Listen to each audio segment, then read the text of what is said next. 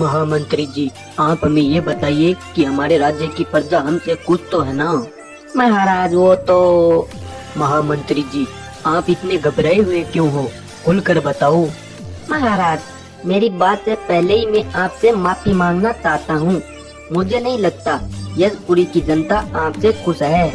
मंत्री जी, आप ये क्या बोल रहे हैं? अगर आपकी बात झूठ निकली तो आपको हम मृत्युदंड दे सकते हैं। महाराज, आपको ये आजमाना है कि प्रजा के मन में क्या चल रहा है, तो हमें भेष बदलकर राज्य का दौरा करना होगा। फिर पता चलेगा इस राज्य की प्रजा आपसे कितनी खुश है। अगली सुबह राजा और महामंत्री दोनों अपना भेष बदल लेते हैं और सीधा राज्य की ओर निकल जाते हैं।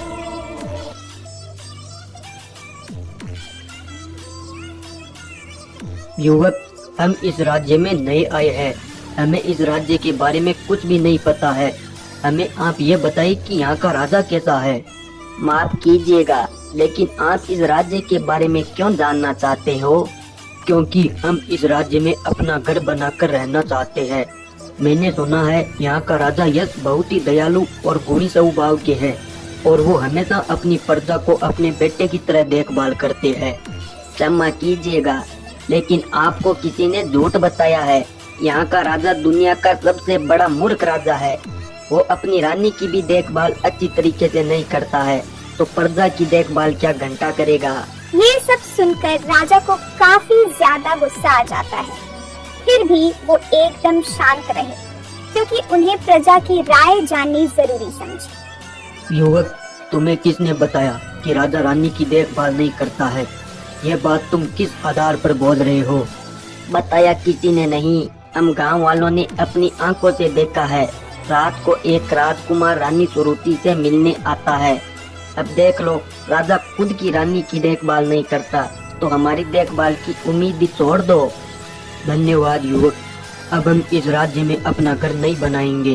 ऐसा बोलकर राजा और महामंत्री दोनों अपने महल की तरफ लौट आते हैं। महामंत्री जी, आज हमें पता चला हमारे महल में क्या चल रहा है। अब हमें खुद पर घृणा होने लगी है। महाराज, आप किसी युवक की बात मानकर ऐसे मायूस नहीं हो सकते। पहले आप रानी सुरुचि के पास जाओ और उन्हें पूछो, तब पता चलेगा ये बात कितनी झूठ है और कितनी सच है। राजा रानी सुरुचि के पास जाता है। आ गए आप, चलो मैं आपके लिए मदिरा बनाकर लाती हूँ। नहीं महारानी, आज हम मदिरा नहीं पिएंगे। आज हमारी तबीयत काफी ज्यादा खराब है। मुझे लगता है आप हमसे प्रेम नहीं करते हो, तभी मेरे हाथ की मदिरा का जलपान नहीं कर रहे हो। नहीं महारानी, ऐसी कोई बात नहीं है। चलो आप मदिरा बनाकर लेकर आओ। ऐसा सुनते ही रानी सुरुचि तुरंत वहाँ से चली जाती है और कुछ ही देर में वो राजा के लिए मदिरा तैयार करके ले आती है। राजा उस मदिरा को बड़े प्रेम से ग्रहण करता है। चलो महारानी, अब हमें नींद आ रही है। ऐसा बोलकर राजा अपने पलंग की तरफ जाने लगता है। क्या हुआ महाराज, कुछ पता चला? नहीं मंत्री जी, हमें नहीं लगता कि महारानी सुरुचि हमारे साथ ऐसा करेगी। तुरंत आप उस युवक को हमारे सामने पेश करो, ये हमारा आदेश है। कुछ ही देर में मंत्री मधुर सेन उस युवक को राजा के सामने पेश कर देता है। युवक, हमने सुना है तुम रानी सुरुचि के बारे में झूठी अफवाह फैला रहे हो। तुम ये नहीं जानते, इसके बदले में हम तुम्हें मृत्युदंड भी दे सकते हैं। महाराज, मैं झूठ नहीं बोल रहा हूँ। कल रात भी वो राजकुमार आपके महल की तरफ जा रहा था, मैंने अपनी आंखों से देखा। युवक, मुझे लगता है तुम्हें मौत से डर नहीं लगता है, तभी तुम ऐसी अपमानजनक बातें कर रहे हो। महाराज, सच बोलने वाले मौत से नहीं डरते हैं। मुझे पता है आप महारानी से बहुत प्यार करते हो, तभी आपको मेरी बातें झूठी लग रही है। ठीक है युवक, तुम यहाँ से जाओ, हम इस बात की जांच पड़ताल करेंगे। अगर तुम्हारी बात झूठी निकली तो तुम्हें सीधा सूली पर चढ़ा दिया जाएगा। जी महाराज, मुझे मंजूर है। ऐसा बोलकर वो युवक वहाँ से चला जाता है। इधर राजा यश इस बात को लेकर काफी ज्यादा परेशान हो जाते हैं। महाराज, आप इतने परेशान ना होइए। मुझे आप ये बताइए, जब आप रात को अपने शयन कक्ष में जाते हो तो आपके साथ क्या होता है? मेरा मतलब महारानी सुरुचि में आपको कुछ बदलाव नजर आते हैं? मंत्री जी, महारानी सुरुचि हमसे बहुत ही ज्यादा प्रेम करती है। वो हर रोज हमें मदिरा पान करवाती है। क्या बोले महाराज, मदिरा पान? महाराज, मैं आपको एक बात कहना चाहता हूँ, बुरा मत मानिएगा। हाँ महामंत्री जी, बोलिए। आप हमारे मंत्री हो, आपको बोलने का पूरा हक है। महाराज, मुझे लगता है महारानी सुरुचि आपको मदिरा में कुछ मिलाकर पिलाती है, तभी हर रोज वो आपको मदिरा सेवन करवाती है ताकि आप गहरी नींद में सो जाओ। हाँ, हो सकता है ये मंत्री सच बोल रहा हो, क्योंकि रानी जैसे ही हमें मदिरा पान करवाती है मानो हमारे शरीर में नींद का पार टूट गया हो, वैसे लगता है।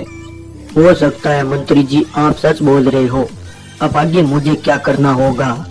महाराज, मेरे पास एक योजना है।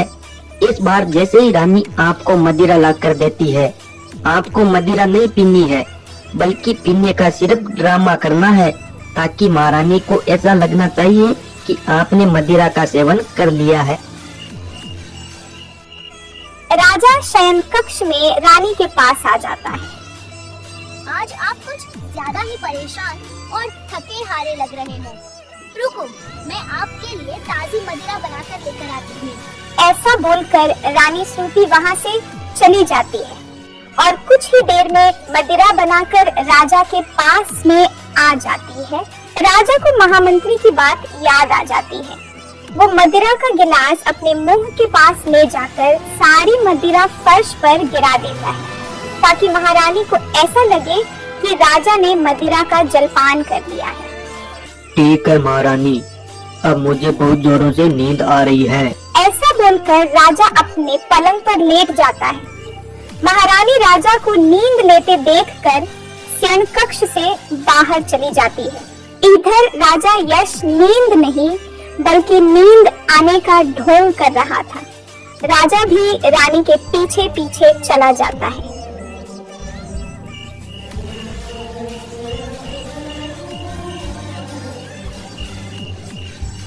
आइए आइए महारानी जी, आइए। राजा को रोज रोज मदिरा में नींद की गोली मिलाकर तुम रोज मेरे पास चली आती हो। अब यह भी बता दो, उस राजा यश को जहर देकर कब मारने वाली हो, ताकि मैं जल्दी इस यशपुरी राज्य का राजा बनूं और तुम मेरी महारानी बनो। राजकुमार तरुण, अभी राजा को जहर देने का सही समय नहीं है। जब मौका मिलेगा तो नीम की गोली के साथ जहर भी डाल दूंगी। ये सारा कारनामा वहाँ पर खड़ा राजा यश सुन रहा था। वो बेचारा युवक सही कह रहा था। मैं ही मूर्ख था जो महारानी सुरुचि पर आंख मूंद कर विश्वास कर लिया। चलो, मैं जल्दी यहाँ से चलता हूँ। महारानी आने से पहले मुझे शयन कक्ष में जाना होगा। इतना कहकर राजा अपने महल की ओर लौट आता है। इधर कुछ ही देर में महारानी श्रुति भी महल की तरफ लौट आती है। अगली सुबह राजा यश ने सेनापतियों को राजकुमार तरुण को बंदी बनाने का आदेश दे दिया था और महारानी श्रुति को सभा महल में बुलाने का आदेश दे दिया। महारानी सुरुचि, हम आपसे बहुत ही ज्यादा प्रेम करते थे, लेकिन आपने हमारे साथ विश्वासघात किया और मुझे जहर खिलाकर मारने की बात की। हम आपको अभी इस राज्य से सदा के लिए निकालने का आदेश देते हैं। इधर कुछ ही देर में सेनापति राजकुमार तरुण को बंदी बनाकर राजा के सामने पेश कर देते हैं। सेनापतियों, ले जाओ इस मनहूस को और कारावास में बंद कर दो, ताकि इसे भी पता चले वो मौत किसे बोलते हैं। इधर महारानी श्रुति हमेशा के लिए वो राज्य छोड़कर चली जाती है। इधर राजकुमार तरुण को कारावास में डाल दिया जाता है। युवक, तुमने एक राजा के सामने सच बोलने का हौसला रखा। हम तुम्हारे गुण और फौलादी कलेजे को सलाम करते हैं। महामंत्री जी, इस युवक को सोने चांदी जेवरात से नहला दो। इधर राजा को भी पता चल गया था कि आंख मूंद कर किसी पर भी भरोसा नहीं करना चाहिए, चाहे अपने हो या पर।